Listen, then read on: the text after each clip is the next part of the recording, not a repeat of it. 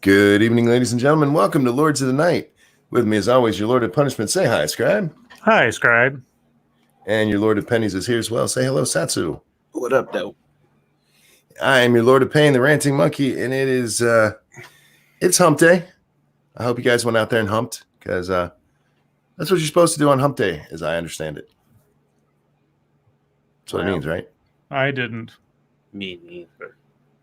You guys are so sad. How you doing today, Scribe?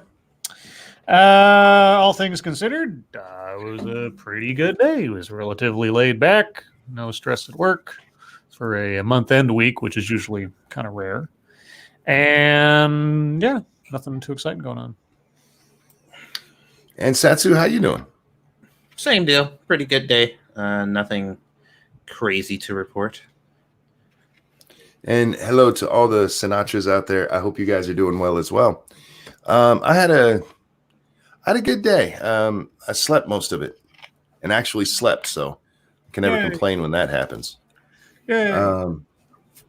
Monkey Dick, Jim Jones, movies, video games. Don't forget to hit the like button, guys, and share things that you like, whether it's me or Satsu or Sinatra or Scribe or any other S goddamn person out there. There's so many S's. Yeah. Just saying.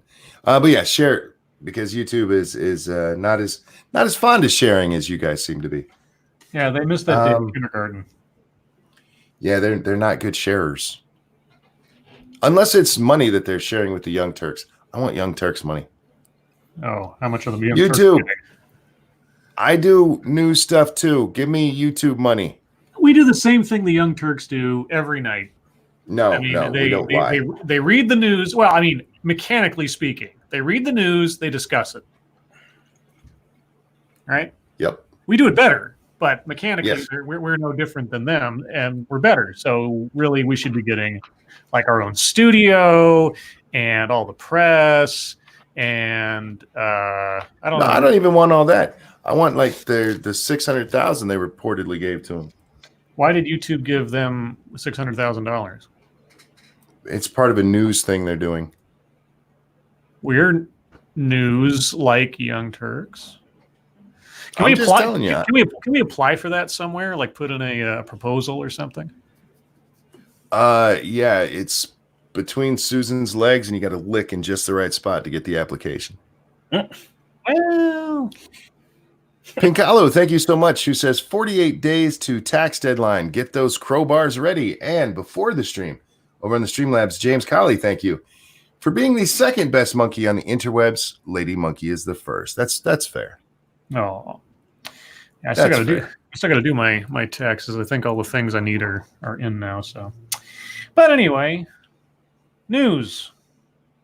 Yes. Do we have news? Yes. Is Well, it a why day would that you- ends? Is it a day that ends in Y? There's some days we don't really have news. Okay, We have to go digging for it because like there's nothing interesting going on. Well, if you haven't been paying attention to the world today, then I've got news for you. And it's not good news. We start off with lousy news, as often is the case these days. 5 killed in shooting at Molson Coors complex in Milwaukee. Gunman also dead. 5 employees were killed Wednesday when a gunman opened fire at the Molson Coors complex in Milwaukee, police said. The suspected shooter, a 51-year-old man from Milwaukee, died from a self-inflicted gunshot wound. Quote, "It's a horrible, horrible day for the employees here," Mayor Tom Barrett told reporters. "It's a very rough day for anybody who's close to the situation." The campus in Milwaukee comprises corporate offices and 2 breweries. More than 1,000 people were working there at the time of the shooting. President Donald Trump called the shooter a wicked murderer and offered his deepest condolences to the victims and the families. Quote, "Our hearts break for them and their loved ones," Trump told reporters during a coronavirus briefing at the White House. For several hours, dozens of police officers, SWAT teams, and FBI agents were seen walking in and near the sprawling complex of breweries and corporate offices. Police have released few details, but say there is no active threat at the complex. Molson Coors said it was working closely with police. Quote, "Our top priority is our employees and will provide updates in conjunction with the police as we are able," unquote. U.S. Senator Tammy Baldwin of Wisconsin described the incident as a mass shooting. You don't say. The magic words make it what, worse than something? I don't know.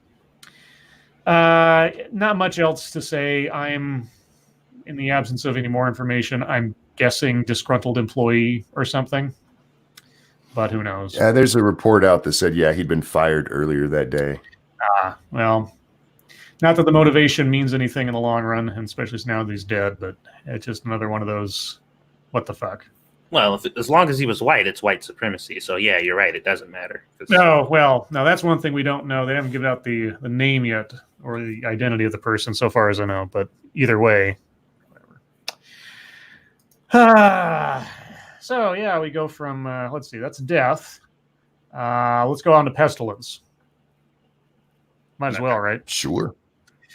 Trump puts Pence in charge of U.S. coronavirus response. I wasn't aware that Mike Pence was a virologist. I thought Trump was doing nothing in regards to this whole corona thing. Now, putting Pence in charge. He's going to have Mike try to convert it into just chicken pox.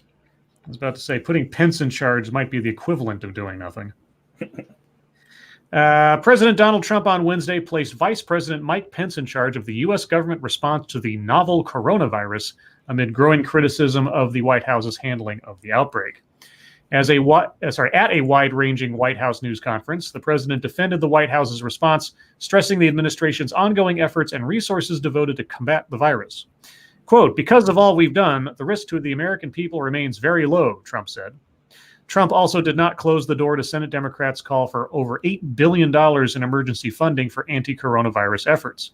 Quote, "We'll spend whatever is appropriate. Hopefully we won't have to spend so much because we really think that we've done a great job in keeping it down to a minimum," Trump said. I appreciate the optimism, the attempt to quell any panic, etc. But I think the truth lies somewhere far in between Trump's claims and the most alarmist stuff right now. Real quick, point curation. Thank you. This is not just a flu. Corona is serious. Take this seriously. Store water and food. Expect services to be affected. Expect a lockdown. Be well, everyone. I'm still not in panic mode. Yeah, I'm not in panic mode. I'm concerned in the sense that, I don't want to get sick, and the way this thing is spreading, more likely than not, it'll be more of an issue sooner rather than later. But I'm not sealing up my house in plastic yet. Well, yeah, even more so. Do you have the story about the first person that they don't know how they got it? Someone in California, I think. Yeah. That came from the CDC right after Trump's announcement. Mm-hmm. That's more worrying than anything else. They still came in contact with somebody who'd been in contact with it. It didn't sprout out of thin fucking air. Right. They just don't know how the virus was carried. Mm-hmm. Take your normal precautions. Don't cough and sneeze on people. If you are sick, stay the fuck home and go to a doctor. Yep. It's amazing how little disease will spread if people aren't fucking selfish. I mean, the one factor here that is going to make it more of an issue, obviously, is there's not a vaccine. Unlike the regular flu, the yearly flu, there's not a vaccine you go out and get and suppress the possibilities of it spreading. So it's going to spread far and wide, and there won't be any kind of vaccine for like a year. But by then, everyone will have already had it probably, or everybody that's going to get it is going to get it. So, like Monkey said, take the same precautions you would during flu season. Wash your hands, stay away from people coughing. If you're sick, stay home. Work from home if you can. Just try not to be part of the problem. Thank you. Oh, go ahead. Real quick, let me get this. Thank you again, Point Curation. You don't need to panic, but Corona should be the kick in the ass people need to be prepared. Don't wait until disaster comes, even if this isn't it. Well, thank you. What were you saying there, Satsu? I'm sorry. I'm about to say, thanks to the chat, I have quite the stockpile of ramen. So yeah, I think it would be all right. No, I already had stuff. Built up because of just regular flu season. I mean, I got my shot back in September, but that's not always the cure-all. And about 2 years ago, I got ridiculously sick. I mean, I don't know if I just got a weird version of a cold or I got the flu, but I was at death's door, felt like. I obviously wasn't, but ever since then, it's like when this time of year rolls around, like, well, I got plenty of canned soup and stuff. I got a bunch of juice in the fridge and water. And if I need to hunker down for a few days to take care of myself and stay away from other people, I'm good to go. It's not that difficult to do. So anyway, the stock market decline has especially exacerbated Trump's rising concerns over how to stem the outbreak of coronavirus, even though he has publicly declared the virus to be very much under control in the USA. Investors are growing concerned about the economic impact of the coronavirus, as is the president, whose re-election campaign is banking on a strong economy. There was an article written the other day by Stephen Collinson or whatever at CNN where he's talking about Trump's so far response to coronavirus, and just reading it, you could hear just by reading it, you could see Collinson's saliva glands just working overtime at the notion that coronavirus is going to take down Donald Trump in the election. And I'm like, is that really your priority, dude? Yes. It's just real quick, three-sided coin. Thank you. WTO estimates 40% of the world population will get coronavirus with a 6% mortality rate. That would be 250 million people dead. Yay, less traffic. It's a 2.3% mortality rate as of right now. If it goes up, it goes up, but it's far less than 6%. But anyway, yeah, let's not fearmonger, okay? I mean, like I say, not to take precautions and be prepared, possibly, but we have nothing to fear but fear itself right now. And like I say, nothing you can do about it. I'm not saying that there's any cure not to worry completely, but there's no point in getting people scared. So yeah, I don't know what the results of Trump putting Pence in charge is going to change about anything. If it's already in America, it's in America. And given the fact that it doesn't necessarily manifest in symptoms right away, yeah, more likely than not, it's going to be an issue going forward. Well, that just gives it a point man in the White House, higher up than even the top of the CDC. This way, he's the one they all come to, like, okay, this is what we think is going on. This is what we think we should do. And then suddenly a town in Pennsylvania gets set on fire, and we're all like, what happened there? It's okay. And thank you, Three-Sided Coin. I'm not fear-mongering. I'm rooting for the virus. Oh, boy. Let's see. Well, in non-war... Well, let's see. Death. No, it's not death, and it's not pestilence. It's not famine. It's not war. So I guess, well, it could be a kind of war because the court says Trump administration can withhold money from New York City and 7 other states in sanctuary cities fight. Yep. The Trump administration can withhold federal money from 7 states as well as New York City over their cooperation on immigration enforcement. I should say lack of cooperation. A federal appeals court ruled Wednesday. The decision by the Second U.S. Circuit Court of Appeals reversed a lower court ruling that blocked the Justice Department from withholding a key law enforcement grant the department said was available only to cities that complied with specific immigration enforcement measures. The federal appeals court ruling comes amid an ongoing feud between the Trump administration and so-called sanctuary cities, which limit cooperation between local law enforcement and federal immigration authorities. Over recent weeks, the administration has stepped up its fight against sanctuary jurisdictions and taken measures like barring New York residents from enrolling in certain trusted traveler programs, such as Global Entry. Judge Rena Raggi, R-A-G-G-I, Raggi, writing on behalf of the unanimous 3-judge panel, acknowledged the divisive nature of the issue at hand, writing, quote, "The case implicates several of the most divisive issues confronting our country and, consequently, filling daily news headlines. National immigration policy, the enforcement of immigration laws, the status of illegal aliens in this country." What did you say? That's racist. Illegal aliens, that's racist. And the ability of states and localities to adopt policies on such matters contrary to or at odds with those of the federal government, unquote. This will, of course, probably be appealed again. And it'll probably still be upheld. I mean, this is long precedent. This is how they got the 55-mile-an-hour speed limit. Right. They forced it. It's not that the federal government said you have to have a 55-mile-an-hour speed limit. They said, if you want federal money for highways, you have to have a 55-mile-an-hour speed limit. Right. You still have a choice. Yeah. This is a cost depending on which choice you make. If you want to have sanctuary cities, that's cool. But you can't have these grants. Mm-hmm. Yep. We're not going to pay your bill if you're going to openly defy the law. I still was trying to figure out like why that hasn't been done already, because they're basically like, fuck you, we don't care what the rules are, we're going to do what the fuck we want. And it's like, okay, well, you don't get money. Well, that's because Obama's administration went along with it and didn't really care. Yeah, and Trump did this quite a while ago. When they announced that they were doing this, and it got, like they said, there was an injunction in the court, so it wasn't able to be held up. Yeah.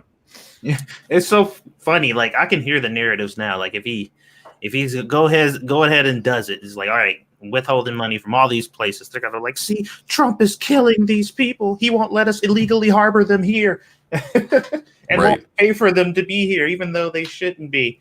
It's like it's not a great argument. Real quick, Peterbilt said same shit, got drinking age to 21. That is also true. And Purple Pill says, my state has 65 on the highways. Does that mean we don't get federal money? No. More than a decade ago, that rule got changed. They were like, no, we're not going to hold people to this anymore. Because it started actually as a way to hold down gas usage. Yeah.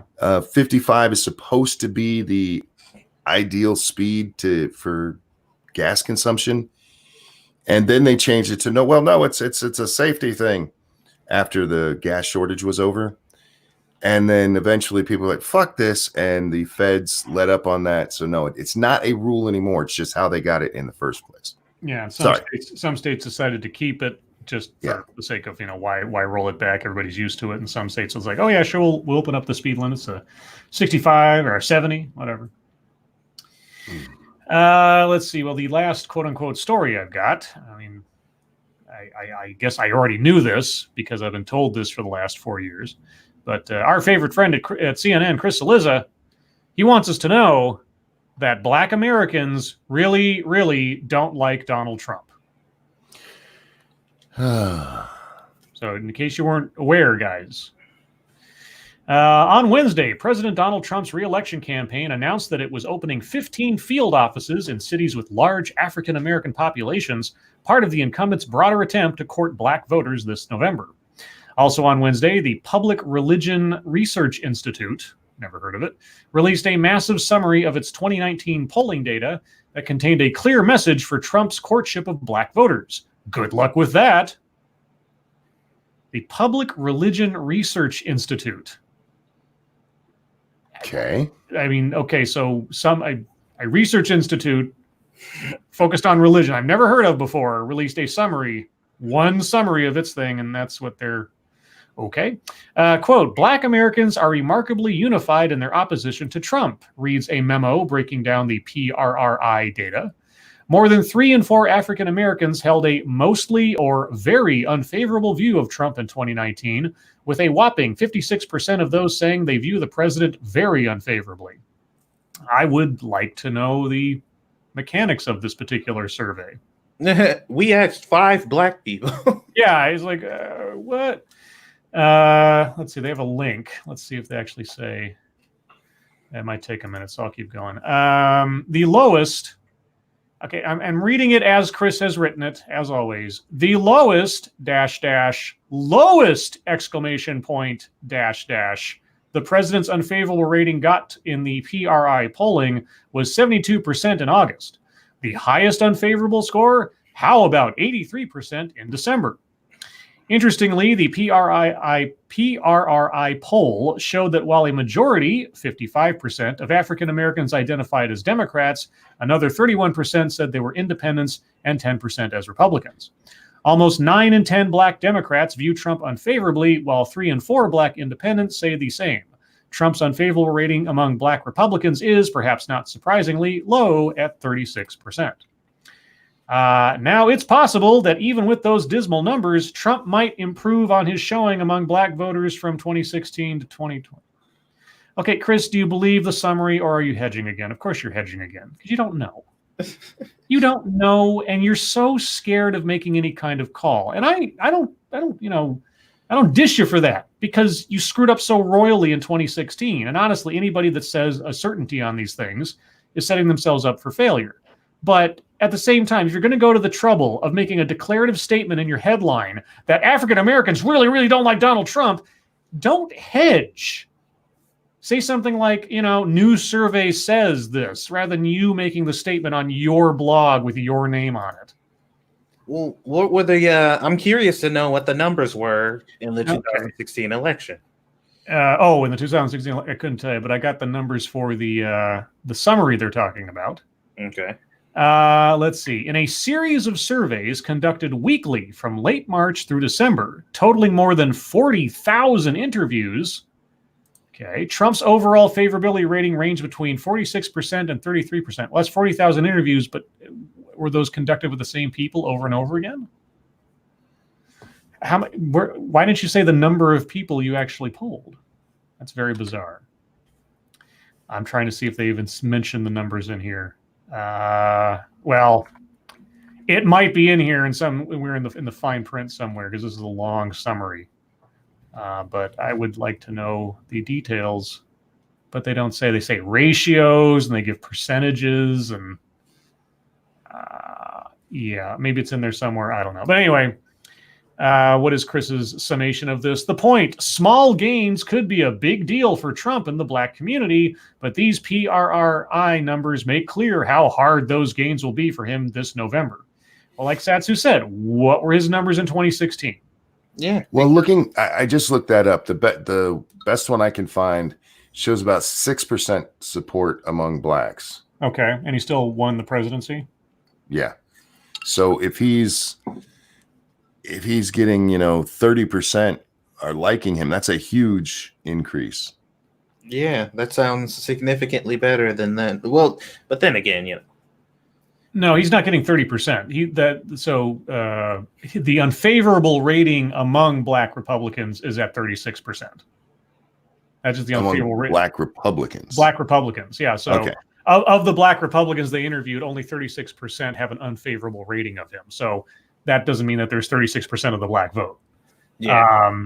I'm not quite sure if he says in here what exactly this constitutes of the black vote, but if 56%, 3 in 4 African Americans, so 75% basically don't like Trump, mostly are very unfavorable of Trump.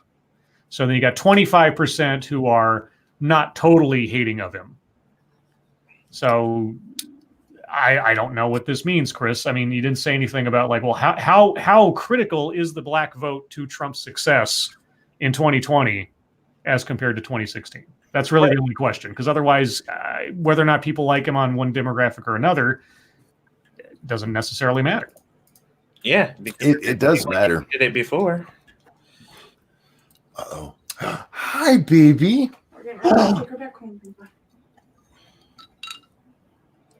Who is it? I think it's Pumpkin. Is it Pumpkin? Oh, I think Pumpkin. Can you say hi? Can you say hi? Say hi. Say hi. No, it's that. Are you gonna talk? She's not talking. She's got fingers in her mouth. Oh. Are you gonna go bye-bye? Can I have kisses? Give me kisses. I love you. All right, you guys drive safe. Bye. Bye, guys. Bye, baby. She was so cute. I got to the top of the stairs early, and the first thing she does is reaches out, grabs my hand, and takes me into her room to play. Oh. Uh-huh. She's such a sweetie. Anyhow, I'm sorry. Looking at because Trump's win was electoral. Yes. He definitely you have to have the electoral win. You're going to need just 6% overall black is enough in certain states. If you have, now she's out there talking, I can hear her, to switch the vote to bring that state to Trump. Okay. So it is important. There's going to be a lot more attention paid this time to the Hispanic vote, though, because they're a growing demographic where the African American demographic is dropping. Right. Thank you, Planned Parenthood. Oh, no. What's true? When you kill them, you don't have to worry about them voting. Am I right, Democrats? Sorry. Anyway, yeah. So it is important, and it does it especially in certain states. It's not going to be important in, say, California. That's going Democrat no matter what. Texas is probably not important, but you get the Southwest, Georgia, South Carolina, North Carolina, those kind of places. Up here in Michigan, I'm not sure about Wisconsin, but yeah, there's definitely places that it still matters. All right. I got a oddball article to cap off Hi. this time. Uh-oh. Are you going to talk to me this time? Yeah. Baby. Baby. Oh, she's done. She just wanted to come see me. I love you. Bye. She's blowing me kisses. Aww. Bye-bye. I love you. Bye, guys. No, she's not saying bye. Aww. Little baby. Bye. Yeah, she always blows me kisses. Oh, my sweetheart. George. Today's oddball article. I just came across it, and the headline alone caught my attention.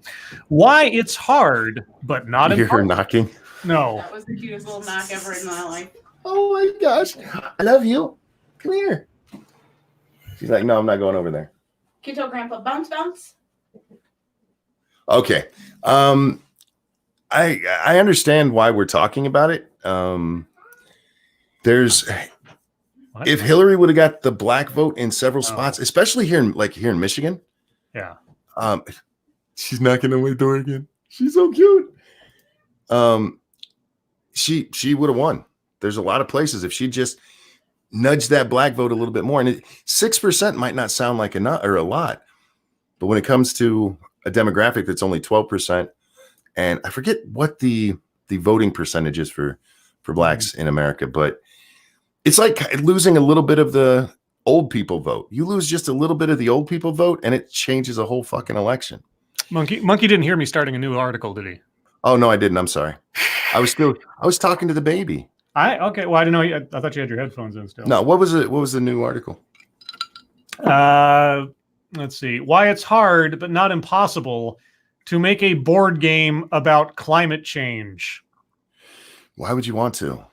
That was my question. So I was curious, like, are they going to try to make a board game about climate change? Because that doesn't sound very fun. Game designer Elizabeth Hargrave helped jumpstart a tabletop revolution with Wingspan. Have you ever heard of Wingspan? No. An environmental board game about creating habitats for birds. What? She jump-started a revolution. I'd never heard of that game. Her upcoming release, Mariposas. Oh, I know what that. You know what Mariposa means? No. I learned this because my parents used to live on a street called Mariposa. It means butterfly. Oh. So you went from birds to butterflies. Mariposas has players guiding monarch butterflies on their migration. That sounds like the most boring fucking game ever. But there's something unsettling lurking beneath the table. Is somebody putting their foot on somebody else's crotch or something? Quote, it's easy to overlook butterflies and to just think, like, they're always there. We see them every summer. But I personally have noticed seeing fewer monarchs over the last several summers, Hargrave told IO9. That's empirical evidence. I've seen more. It means nothing. Monarch butterflies are just one of the many victims of climate change. Over the past 2 decades, the monarch population has diminished by 90%, largely thanks to overpopulation. Oh, you mean human overpopulation? Okay. Habitat desolation and temperature changes. Mariposas doesn't integrate human-created habitat loss or other climate change concerns into the game, though Hargrave said the rulebook includes an information sheet about monarch population threats, but it's an unavoidable truth while playing it. Real quick, I want to. Where did that comment go? Tattooed Dragon said, climate change board game equals everything is bullshit and the rules change at any time for any reason. Yeah. Yes. Yes. So you want to play a board game about migrating birds and or butterflies. Cody, thank you, says, I played Wingspan. It's actually a fun game, but if the purpose was to promote climate change, that's not the message I got. Okay. Yeah. I wouldn't think a game, personally, unless they were telling me, oh, it's climate change that's coming to get them. I would just think you were trying to save butterflies. I guess you could try to do something like Risk, but with like carbon footprint and trying to, I don't know, trounce it down or something, or like there's like a countdown clock mechanic to it. Like, you know, as you go through the game, different countries on the board, their carbon amount goes up if you don't take actions, and then whoever's controlling the country with the least carbon imprint by the end of it wins or something. I don't know. I think a much more fun game would be butterfly conservationist trying to stay alive against the Mexican mafia. Because they've lost two butterfly conservationists down there in Mexico now. Is that true? Oh, that's a true story. Yeah, you weren't here for that, were you? I don't know. On your week off where we read the second story, and I'd read the first one on Monkey of the Morning. The number one conservationist of monarch butterflies in Mexico was murdered. Oh, that sucks. And then I don't remember if it was the number 2 or the number 3 was also found dead in a well. Okay. Oops. Was there a videotape and a little girl with long hair involved? No, not as far as they know. They're pretty sure it was drug cartels, and they're not sure why. And just as a side note, because it just popped up, Tom Steyer has a sentence or two of wisdom to us tonight. Yeah. In regards to the shooting at the Molson Coors campus, Tom Steyer says this: my heart goes out to the family suffering tonight in Milwaukee. We need to prioritize lives over the NRA. Couldn't wait till the bodies were cold, could you, Tom, or whoever handles your social media, since you were tweeting during the debate last night? I'm really curious if or what kind of weapon was used. Did they say in the article? No, or at least I don't believe that they did. The details on who it was and such. Let me check real quick. Because in most of these cases, you could do it with a handgun and with just a pistol. And most of these guys aren't going after pistols right now. They're going after like your ARs, your assault rifles, guys. Oh, they say. Oh, sorry. Go ahead. They say it was a self-inflicted gunshot wound. I don't know if they've released, at least not on CNN, if they released information on what firearm was used. Not yet. Thank you, James Colley. Satsu 2 cents. Does this sound like some after-school dice club shit? Yes, I'm paying Monkey for Satsu interactions. So what? LOL. Does that sound like some after-school dice stuff? What are we talking about? I'm guessing the Monarch game. Or maybe it was the African-American voting. I'm not sure. I don't know. Oh my God. I have a sneeze stuck. Uh-oh. Coronavirus. Oh man, I woke up yesterday with my nose starting to stuff up. It's just because of the weather changes here. We had it go really, really cold, and we're back up into the 30s now, and it's supposed to get, I can't remember if it's supposed to get colder. I hate this shit, Michigan. Pick one, you Sybil bitch. Okay. But that's the news today, guys. But not all the news, because we do a thing called MSS News over on the Twitter machine. If there's a story you'd like us to look at, hit us up at that hashtag MSS News over there, and we will maybe get to your story. We can't get to them all, but that's just because I'm going to try to read, and we know how that goes. Try being the operative word. Indeed. I do my best. I feel like for what I do, I do okay. Okay. Let's see. The first one here from Mercy of Wits. Earth has acquired a brand new moon that's about the size of a car. Okay. Wow. Earth might have a tiny new moon. On February 19th, astronomers at the Catalina Sky Survey in Arizona spotted a dim object moving quickly across the sky. That's a UFO. Yay! Over the next few days, researchers at 6 more observatories around the world watched the object, designated 2020 CD3, and calculated its orbit, confirming that it has been gravitationally bound to Earth for about 3 years. Wow, that's cool. An announcement posted on the Minor Planet Center, which monitors such bodies in space, states that, quote, no link to a known artificial object has been found, implying that it is most likely an asteroid caught by Earth's gravity as it passed by. This is just the second asteroid known to have been captured by our planet as a mini-moon. The first, 2006 RH120, hung around between September 2006 and June 2007 before escaping. Our new moon is probably between 1.9 and 3.5 centimeters across, or roughly the size of a car, making it no match for Earth's primary moon. It circles our planet about once every 47 days on a wide oval-shaped orbit that mostly swoops far outside the larger moon's path. Well, there you go. We got a tiny little Volvo moon running up there. Yay, Volvo Moon. Volvo moon. For Safest moon on the road. Indeed. Well, that's kind of cool, really. I never actually thought about that. That probably happens quite often. If I said centimeter, I probably said that wrong. It's probably meter or something like that. I don't do what's it called? Metric. Yes, metric is metric. It's for bastards. Yeah, metric is the devil's mathematics. Yeah, it says 1.9 and 3.5 meters. If I said centimeters, I said it wrong because I read wrong. Yeah. James Colley, thank you so much. So on Monkey's Night, keep MSS news stories by the KISS method. Keep it silly, or keep it stupid, silly. What? Keep it simple, stupid. I know what it's supposed to be. Yeah, so guys, if you're going to send stories on Monkey's Night, just make sure they're at a 3rd grade reading level. I thank you. That's complimentary for the way I read. Yeah. So you want to go to like highlightsmagazine.com and send them Goofus and Gallant cartoons. Now, TM Ryder, I'm at a story of yours. Did you want me to read the beer one? Is that the one you said?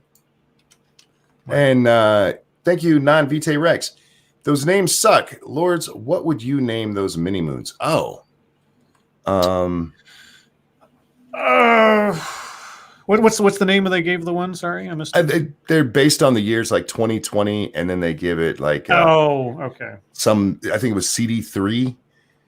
I would name it Dino Killer. No, you know what I do? I would think up the names of famous quote unquote celestial bodies that have passed away. So like call it Monroe, like after Marilyn Monroe, or like Gardner after Ava Gardner, like sort of the starlets of Hollywood. Don't spoil green eggs and ham for Ranting Monkey. That's not nice, NFL Guru. How dare you, sir? And James says he doesn't call anybody stupid. That's why I said keep it simple, silly.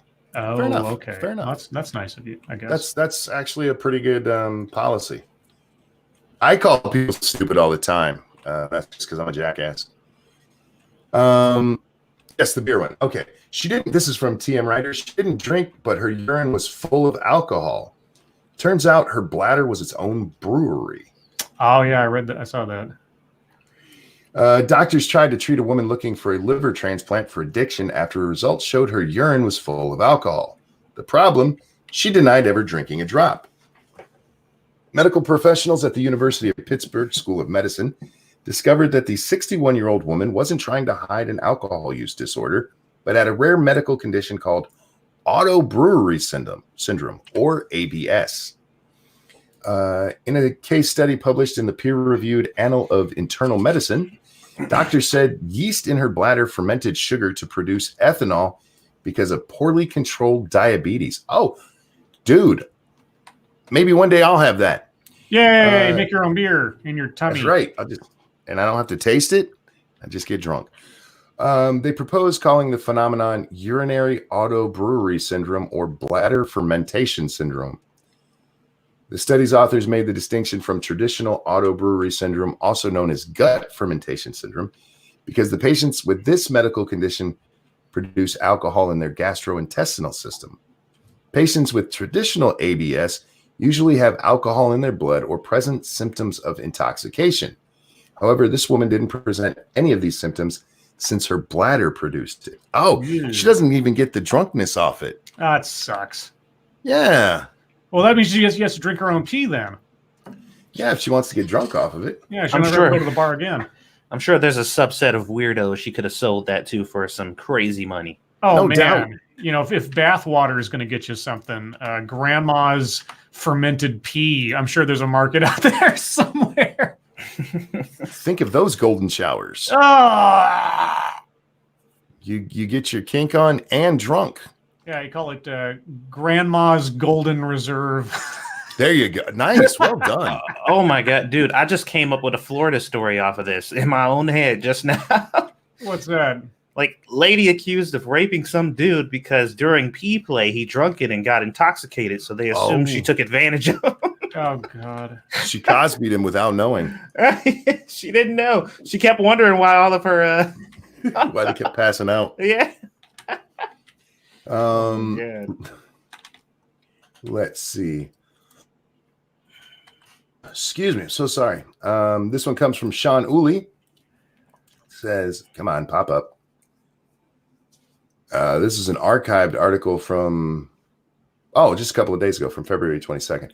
Trump has flipped the Ninth Circuit, and some new judges are causing a shock wave. Oh, my God.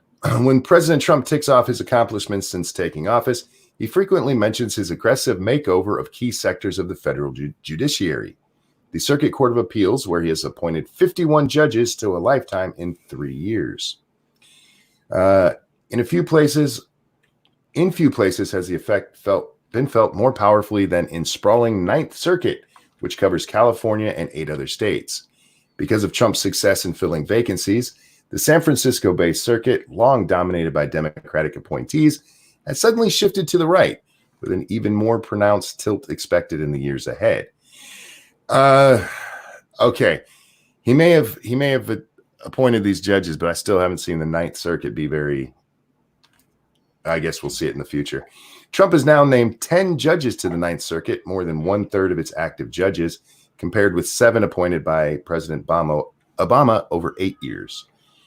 Trump has effectively flipped the Ninth Circuit, said Judge Milan D. Smith Jr. Sorry, the junior's on the next line. An appointee of President Bush. It's still the Ninth Circuit. And just a little more than 1/3 is still not enough to take over the whole bench. Maybe there's a slight conservative majority, but again, this is the Ninth Circuit, so I will believe it when I see it. The Ninth Circuit's where you want to go if you have a bullshit case. Oh, what is this one? Oh, Becca sent us a breakdown of how African Americans voted in the 2016 election. Thank you, ma'am. Uh-huh. But yeah, I let's see. Does this go by state? No. This is the first one I've seen that has blacks with college, though. Holy shit. All the other ones you see is like white people with college, white people without college, then black, Latino, Asian, Jew. You know, they break it all down that way. But it's like only white people go to college. So Mike.com. You know, that's the second time I've heard the website Mike in a long time. Yeah, Mike's not been doing much. At least not on YouTube, they haven't been doing much. I usually go after them when I'm looking for something interesting. Yeah, I haven't. I was watching an autoplay was on in the background when I was playing some RimWorld last night, and an old Joe Rogan came on, and I forget who he was talking to, but they mentioned Mike, and I was like, Mike, holy shit, I haven't heard about that in forever. Yeah. Let's see. Oh, what is this one? Frosted. Just go sit in the corner. You just know. Scotland could soon end period poverty. What? Scotland's parliament has passed a bill to provide free menstrual products to everyone who needs them. Everyone who needs them. So women. Period poverty. Yes. They Does just buying pads and menstrual products put people into the poorhouse? if you ask some people, yes, because they like to use the yearly number or the lifetime number of what it'll cost you. Oh, And right. it really breaks down to about tops $10 a month. And that's too much for periods. Scotland has taken a big step towards becoming the first country in the world to end period poverty, the lack of access to menstrual hygiene products like pads and tampons due to financial hardship. The Scottish Parliament on Tuesday approved legislation that would make pads and tampons freely available to all who need them at designated public places such as community centers, youth clubs, and pharmacies, according to Reuters. Reuters. I know. I was just Potato, correct. potato, tomato, tomato. The bill, which passed with 112 votes in favor and 1 abstainer, will now enter the second phase during which legislators can propose amendments to the bill. This follows Scotland's 2018 decision to make sanitary products free to all students in schools, colleges, and universities in the country. It is the first nation to do that. Well, good for you, Scotland. Yeah, Scotland, I guess. I mean, it sounds like a very, very important and vital issue for the nation's well-being, but there you go. Yeah, whatever, man. Just men sweat. We sweat a lot, and we can't help it. It's a bodily function, and it's detrimental to the women around us. We need free deodorant. Yeah, I don't want deodorant poverty. Right. I need free ball talcum powder. Yeah, toilet paper should be free. We all shit. There's nothing we can do about it. Unfortunately, Satsu, since we all do it, you don't get it free. It's only if women's do it that it becomes free. Oh man. And this has been a big part of that debate, and like, well, we this is something we have to do. Well, one, no, you don't. You might not like this, but you could use rags. On the rag is not something people just invented out of thin air. There's a reason for it. This reminds me of that what was it, BuzzFeed? That BuzzFeed video where they went out to prove that women can't survive without these things by showing them literally going out and surviving without those things. Like, that was the whole video of them talking about how we went without them and it was fine. And they were like, see, we need this stuff. We can't live without it. Here's an entire video of us living without it. I'm like, oh, okay, cool. Yeah. Is the vagina story on here? I really Which want one? There's I'll know it when I see it. Oh, yeah, it's right there. So we're gonna do this one from Pincalo first. This was actually sent in to us by several people. I think Jack sent it in. I think Colleen sent it in. But this one that I'm pulling up is from Pincalo. Thank you, Cryptic. Opinionated Scotsman needs to be lashed for this. Yeah. He doesn't come around here very often anymore. Or he's really quiet when he's here. I'm not paying attention to chat. One of those is true. But anyway, Indonesian child protection boss is ridiculed after claiming women can fall pregnant in swimming pools even without penetration if men with strong sperm ejaculate in the water. What? Good night, honey. I love you. Yeah, this. Yeah. She actually said this. Women can fall pregnant in swimming pools even without penetration if men with strong sperm, blah, blah, blah. Siti Kemwati, the Commissioner for Health, Narcotics, and Addictive Substances at the Indonesian Child Protection Commission, made the extraordinary claim in an interview with the Tribune Jakarta last week.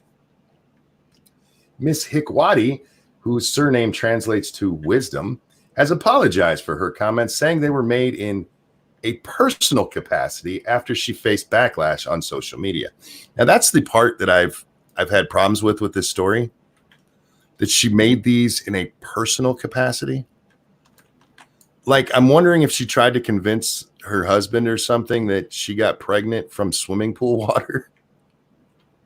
Yeah, Anyway. It definitely wasn't that black male, man. It was Right. It was a swimming pool, son. Doctors in Indonesia have said it would be impossible for women to get impregnated this way. I disagree with that. For the record, I do disagree. She's technically, she is correct. Technically. Oh, if you're standing close enough and the splooge like immediately gets in there, then they still could possibly get pregnant without penetrating.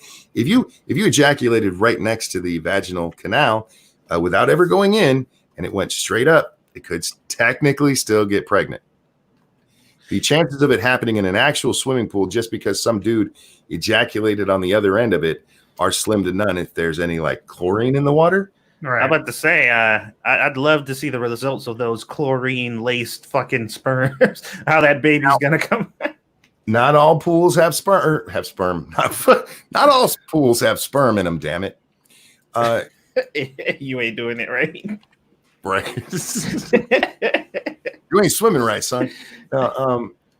If you were in a pool that didn't have chlorine in it, which is not what she's talking about, a large public pool. So her statement is absolutely asinine. I just like I was speaking on a personal basis, yo. Don't tell my husband that that's wrong. He's gonna have me beheaded.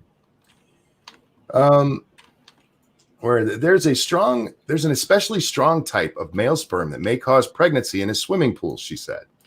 Even without penetration, men may become sexually excited by women in the pool and ejaculate, therefore causing pregnancy. If women are in a phase where they are sexually active, pregnancy may occur.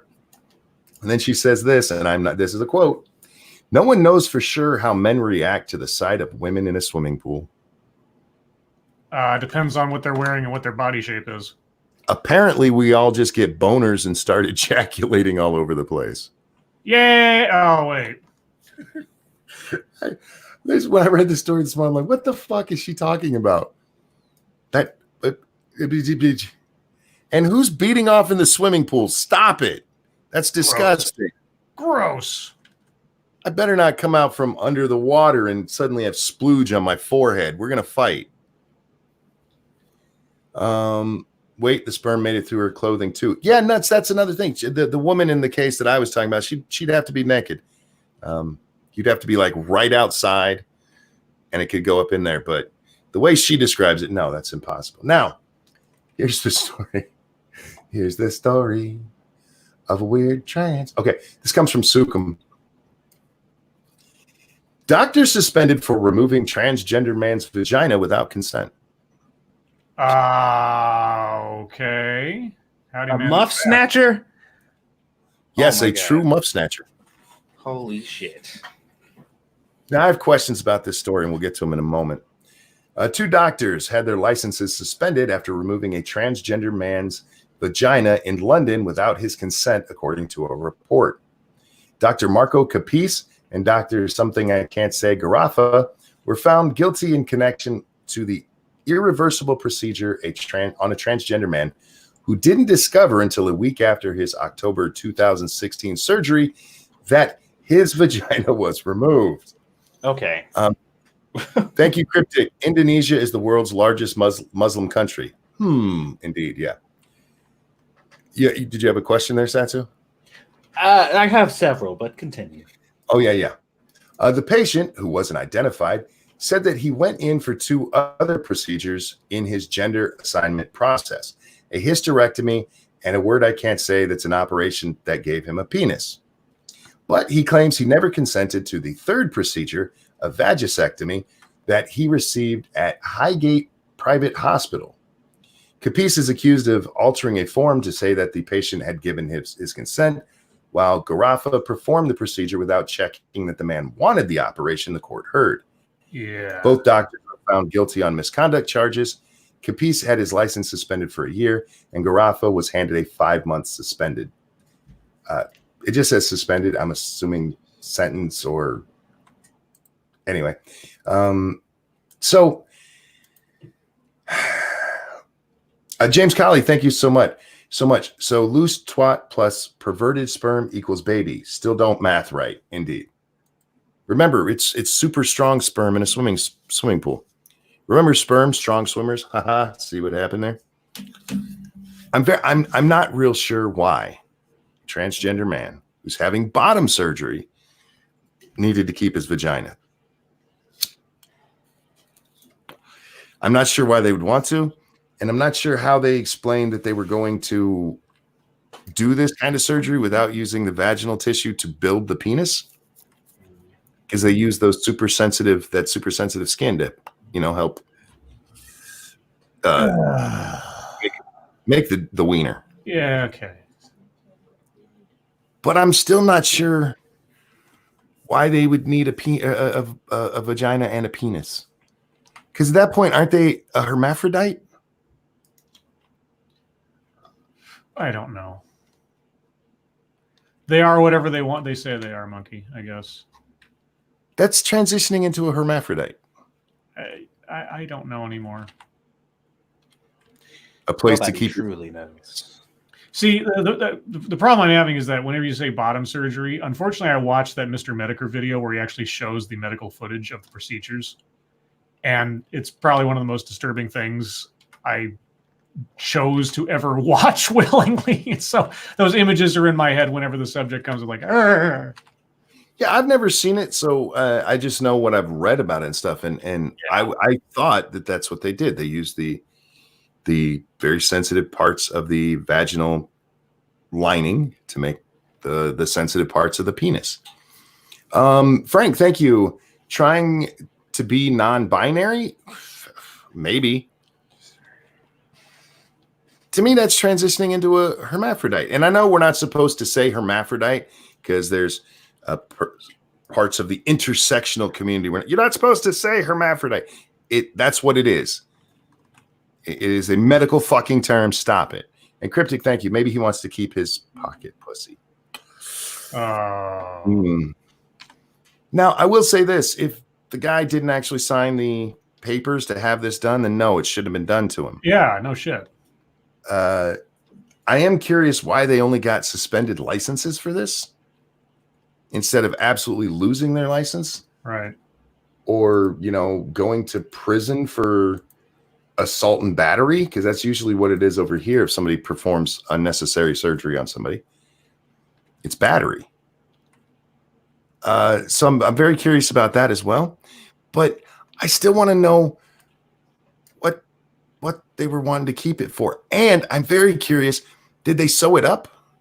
Is it like just an extended taint now? Oh, God. Did they put a penis on him? Did they give him testicles? Because it doesn't say. I would imagine, you hang a little marble bag there. I have so many questions about this. If they gutted her, they closed it up. Well, Frank, that's what I was thinking. But they remove the vagina. So yeah, they sew that all up there. So it's just like a really long taint. Okay. Like a belly button. What? It would just be, I get you. Well, can you have an Audi in this case? I guess now they do. But as far as I knew, they had to kind of do these together. It's not a either or proposition. So I'm wondering if that's why the doctors were like, we got to do this, whether this asshole signs it or not. If he wants a penis, we got to build it out of something. It's not like on South Park where they grew one on the back of a mouse. Oh, God. So, it's just really weird to me. And the fact that he didn't realize it for a week after. Yeah, how do you not notice that? Well, if you're not using it all that often, I guess. But, yeah, anyhow. Yes, Ika Penis. That was actually the name of the episode, too. And everybody ran around doing it. Yeah, penis. The mouse running around. It was great. But yeah, that's all the news we have from MSS News, or all the time we have, guys. There's a lot more on there. And thank you guys so much for it. I get distracted by things like weird medical conditions. I talked about this probably for an hour today because I have so many questions. So many questions. What were you planning on doing with that penis, sir? What were you going to do with that vagina? Were you going to use them together? Are you part of a throuple? Oh, no. Or you're two parts of the three? Yeah. You could now be part. I've never heard anybody trying to turn themselves into a hermaphrodite before, and that's what it sounded like they were going for. Anyhow, so thank you guys for those stories, but now it's time to move on to the YouTubes. And Satsu, what you been up to, my friend? A whole bunch of editing today. I edited. I did the groundwork editing that I usually do before I do my audio. For several videos, because I was going to just do that and then do the audio for one video today, but when I attempted to do the audio work, it just wasn't working out. So I was just like, fuck it, I'll just do the beginning groundwork for each of my videos, so when it's time to do the audio, I can just do that and not have to worry about doing the groundwork beforehand. So I was doing a whole bunch of that this morning while watching some videos on Arc Genesis. Yeah, because I've been kind of curious about it. It seems to follow some sort of story now. There's like voice acting and all that good stuff in it, and it looks interesting, but it's still Arc, so I don't know how to feel about that as of yet. But we're exploring the possibilities of maybe dabbling into that a little bit. Other than that, I recorded another video today, another cooking video that I'll be putting into my queue of other videos that need to go up. And just kind of been chilling out with the little one. I spent like 3 hours like on the floor with Squeetus trying to do crawling training again, and she was not having it. She was just laughing and being silly, so because she thought everything was a joke. It was just 3 hours of me crawling around like a moron and her laughing at me. So there you go. Well, she got to do exactly what she wanted you to do. Yeah, so that worked out. And that's pretty much it. Not a whole lot today, just a bunch of background stuff. Real quick over on the Streamlabs, thank you, James Kiley, who said it was going from the proverbial fucking themselves to literally fucking themselves. But don't put more questions in my head, James.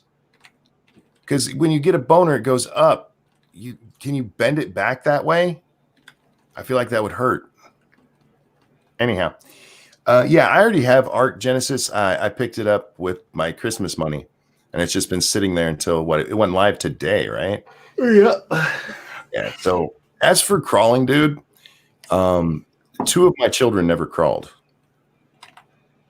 They went straight from sitting to walking. So she might just be laughing at you. I can't believe he's teach me to walk, Dad. But don't do this. I tell parents this: do not teach your children to move on their own. Until they're like 10, it's just a pain in the ass because you're always having to wonder where the hell they are.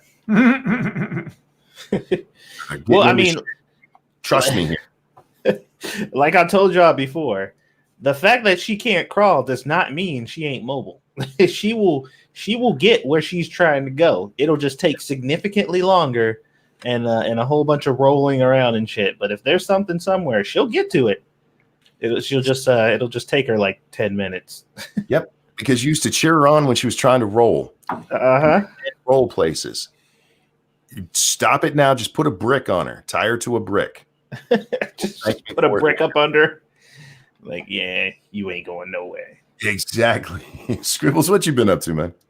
YouTube wise, not much because of month end and other things. I watched several videos today, though. I'm looking for maybe something to talk about, including a TEDx talk, of course, wherein it started promising enough. A father talking about how his kid came home from school and said, "Hey, I learned something new today, Dad." And he's like, "What'd you learn, son?" And like, "I learned about Rosa Parks." "Oh, okay. What'd you learn?"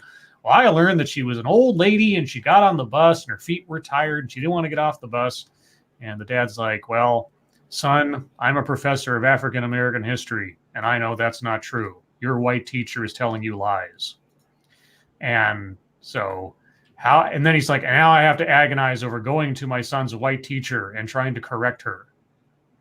And instead, my son decides, "No, Dad, I have to do a report, a speaking report. And so how about I do a report on Rosa Parks and tell the class about the real stuff?" He's like, "That's a great idea, son." And then I got angry. I got really angry You don't want to know why I got angry? Because my son is having to educate this white teacher about the history that she's teaching. And it's just, I mean, like, it started out completely innocuous. It's like, my son went to school, he learned something that wasn't true, he learned what the truth was, and then he started going, and he brings up Robin DiAngelo and white fragility. It takes a real stark turn real quick. And I was thinking, I could do a video on this.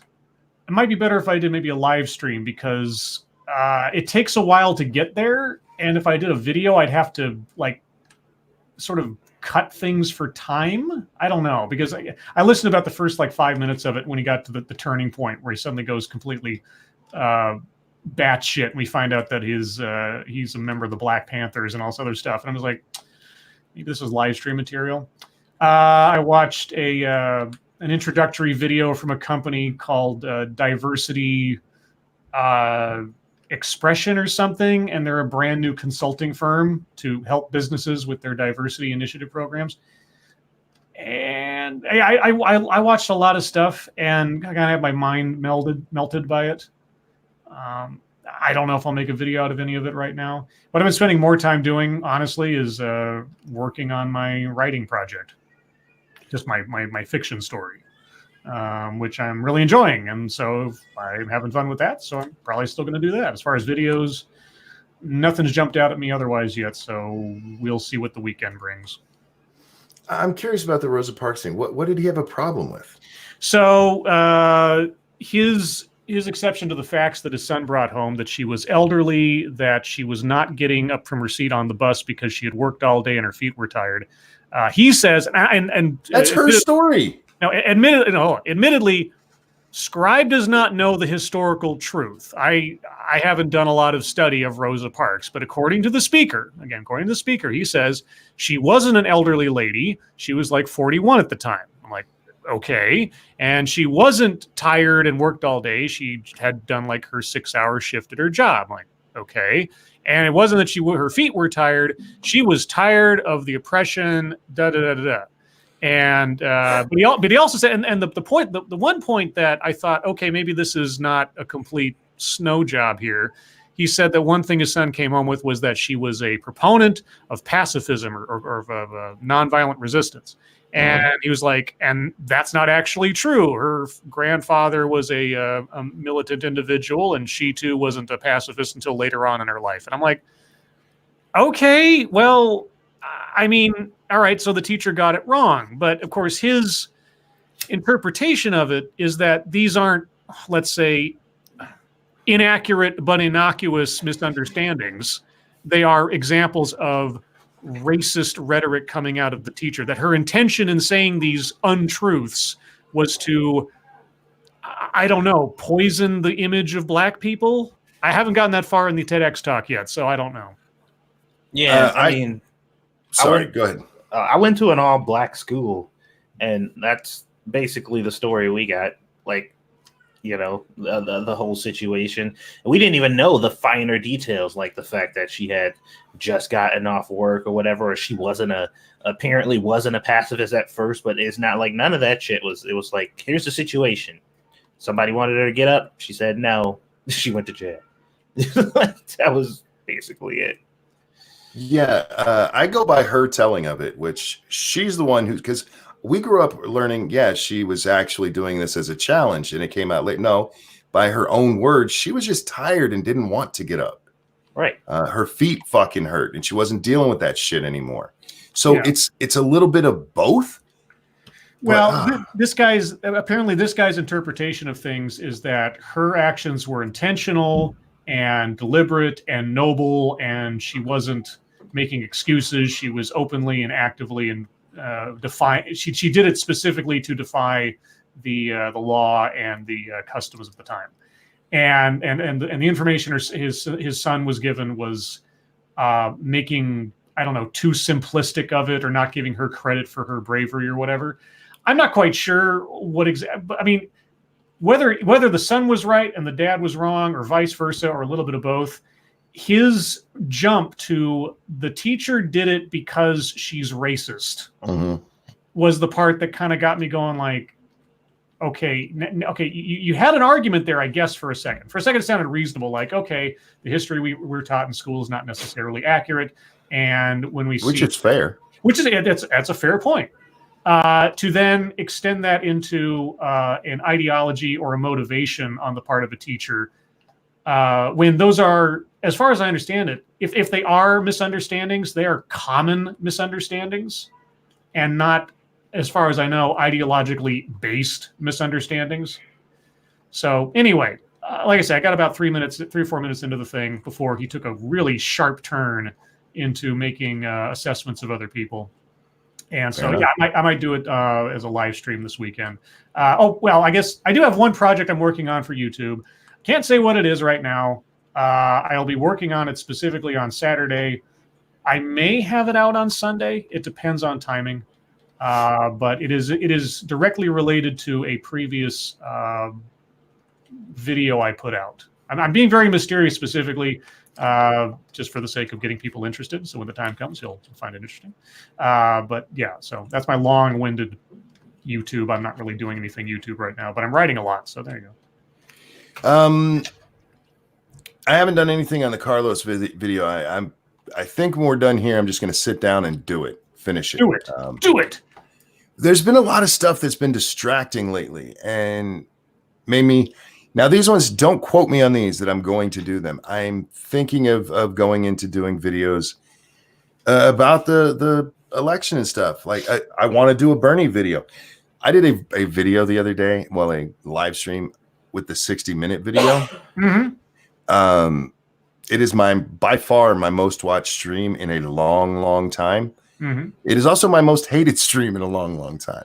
Of course. About a quarter of the people who saw that really didn't like my opinion there. Oops, get over it. I wasn't wrong in what I said. If you want to challenge it, by all means, challenge it. There's Bernie Bros, yo. Man, they're a group, aren't they? Mm-hmm. But I did do a Monkey in the Morning where we went over debate stuff. And then I did a after party where we talked. A guy accused Jeremy from the Quartering of striking his channel in a community strike with no evidence. Okay. No evidence at all, other than it was a video about Jeremy. Okay. And apparently very, very harsh to Jeremy, very insulting to him. I don't find that credible that the Quartering would be the one to do. The Quartering is one of these people. He goes around and actively asks, hey, has anybody been, hit recently?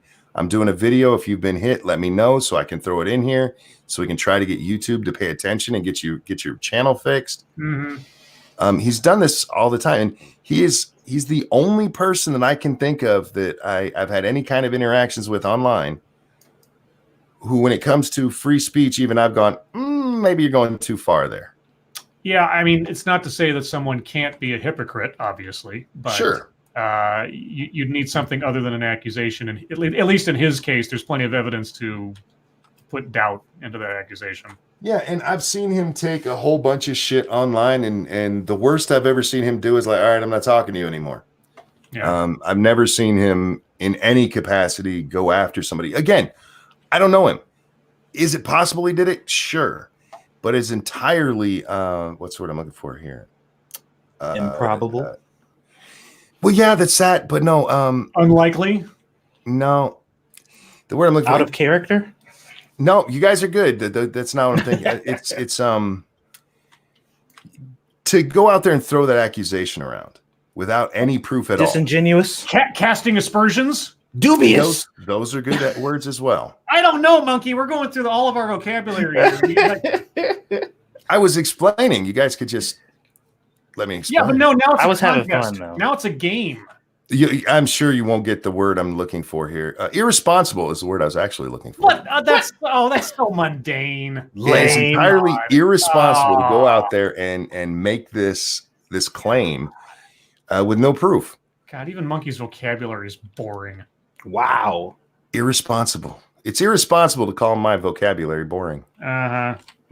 But with that, guys, yeah, those are the things I've done. And like I said, I will try to get the Carlos video done right after this. And as soon as I'm done with it, I'm gonna put it up. There's not going to be any pomp and circumstance. I'm not going to do a live show of it. I'll just get it done. And if I'm going to go live, I'll go live like I normally do. So with that, it's humpetry time. And Satsu, you got anything? Let's see here. I don't think I got into a lot of fucketry today, but well, I mean, there was some Matt back and forth, but Like who? Matt, Boulder Boy. Oh, okay. Yeah, and the reason that I don't like really going back and forth with Matt is because he pretends like he watches everything we do.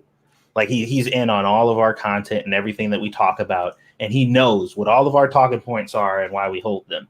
But he doesn't. He doesn't watch our stuff at all anymore.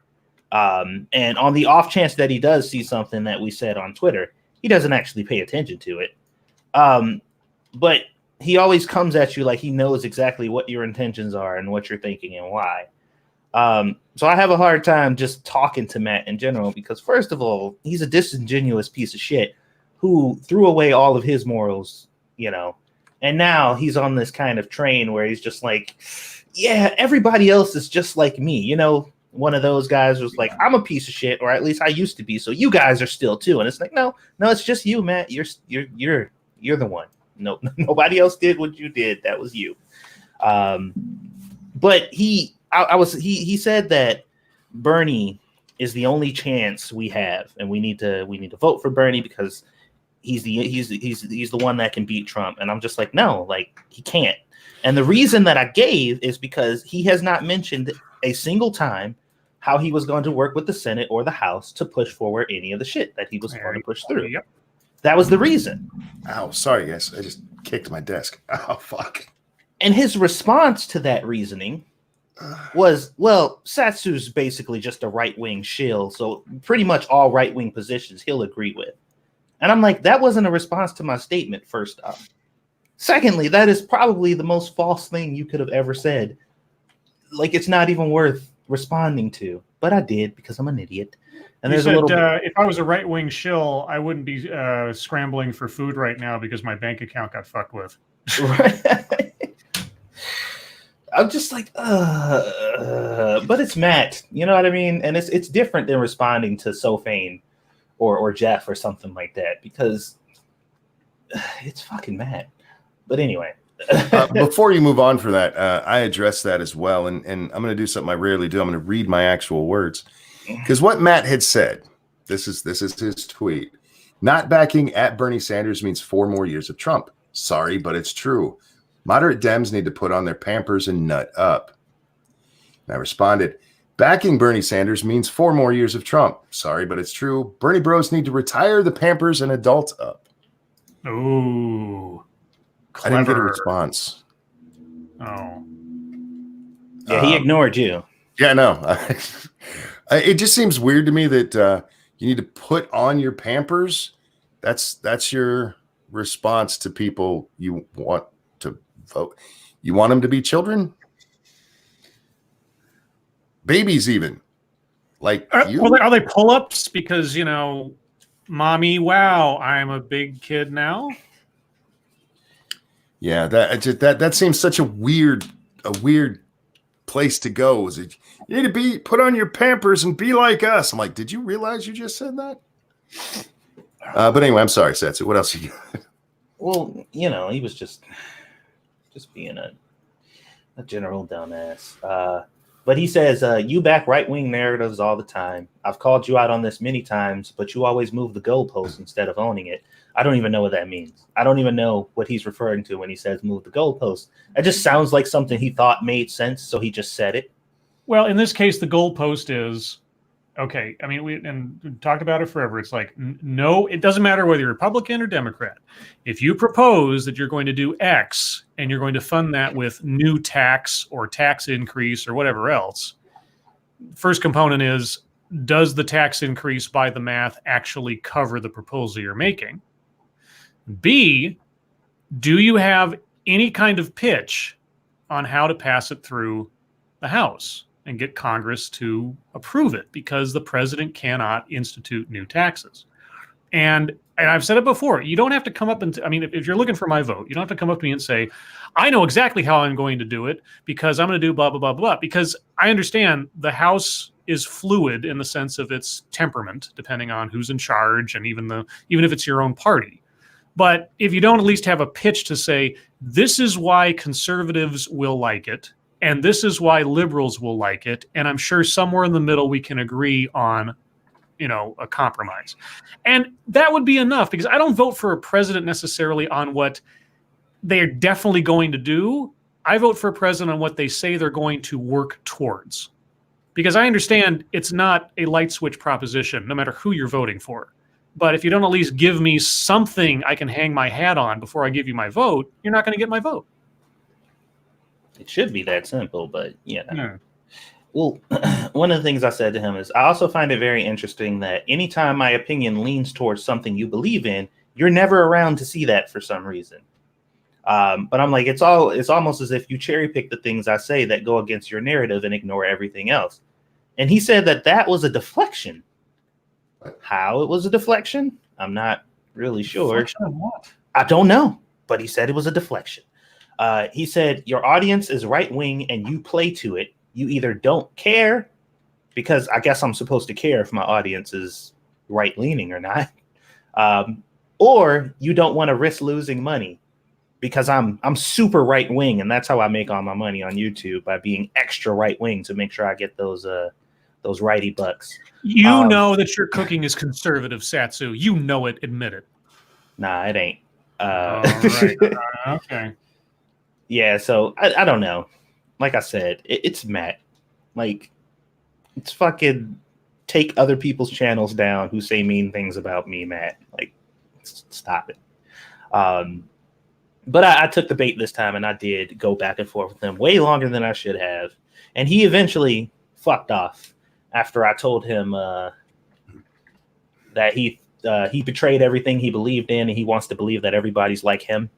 He basically just backed off after that point. But yeah, there was other fucketry I had, but that was like the main thing that really annoyed me this morning. All right, Satsu. You're not Sinatra. Scribe. Fucking S names. Scribe, did you have any fucketry? 3 years. 3 years. Of fucking S names.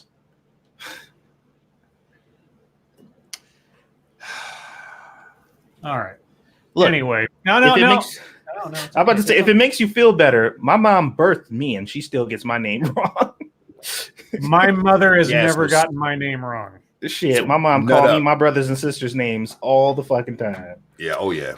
All right. Fucketry. So this one doesn't really work as simply verbal stuff because it's kind of a visual thing. But if you look on my Twitter feed, there's an article that Vice put out today says, we can't have a feminist future without abolishing the family. And I put a rejoinder in the form of a visual that some people may get, other people may not. Depends on what you know about particular genre movies from the 1980s. I won't give it away here. It's better if you see it and understand it. So, again, I understand not the best fucketry in the world, but it's the best I got right there.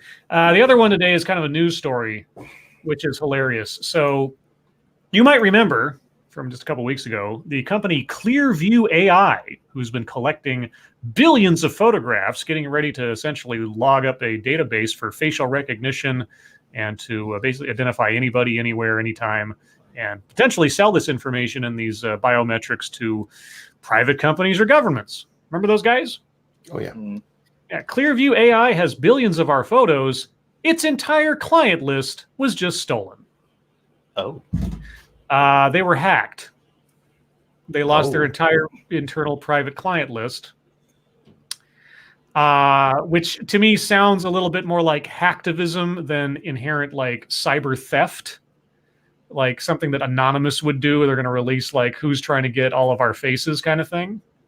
I don't know, but I just found it interesting that a company that is effectively working to do away with personal privacy and just on the street anonymity just had their privacy violated. I'm not promoting hacking. It's just one of those Schadenfreude ironies I kind of enjoy. Yeah, the company claims to have scraped more than 3 billion photos from the internet, including photos from popular social media platforms like Facebook, Instagram, Twitter, and YouTube. Yeah. So there you go. I guess if their client list isn't made public in some fashion soon, or funneled through WikiLeaks or something, I'll be very surprised. What else was exciting today? This was from the AP today, and the blurb itself is just boggling to me. It says, from San Diego to Seattle, changing demographics and Republican Party stances have spelled West Coast trouble for the GOP. The 2020 elections are unlikely to erase setbacks. And I said, the West Coast has been blue since the late 1980s. Why is this being spoken of like it's a revelation? Yeah, the last time that the West Coast, California, Oregon, and Washington, last time that they were anything other than totally blue was 1988. Every election since then has been solid Democratic all the way. Now, local elections, your mileage may vary, but in general terms, so what, like, setbacks for the GOP and the West Coast, and like it'll get worse, I guess. I don't know. It just kind of hit my head. Let's see. The New York Times reported today a program that allowed the NSA to access Americans' phone logs cost $100 million, but yielded only one significant investigation from 2015 to 2019, a newly declassified report shows. So $100 million of taxpayer money for one investigation. So it was effective?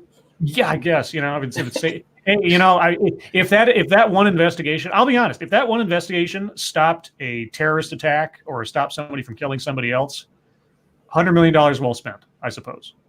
But in the grand scheme of things, that's a lot of money for invading people's privacy and only getting that return on it. Right. And then what else? We talked about that. While you're looking, Satsu, check your Streamlabs, bud. Go ahead. I'm sorry. So Katie Hill, who quit Congress amid ethics inquiry, will publish her memoir. Of course she will. And I came up with 3 possible titles. I'll start from the bottom, working up. 100 Ways to Brush a Naked Lady's Hair. Or Climbing Katie Hill. Ooh. Or my favorite, my first idea and my favorite, Staffing My Bedroom, the Katie Hill story. I think you go with Naked Truth. That's not nearly as punny. And then puns don't sell. How many times do I have to teach you this? I don't know. Let's see. There was an interesting fan theory out today. What if John Wick is set in the timeline where Ted flunked history and his dad sent him to military school?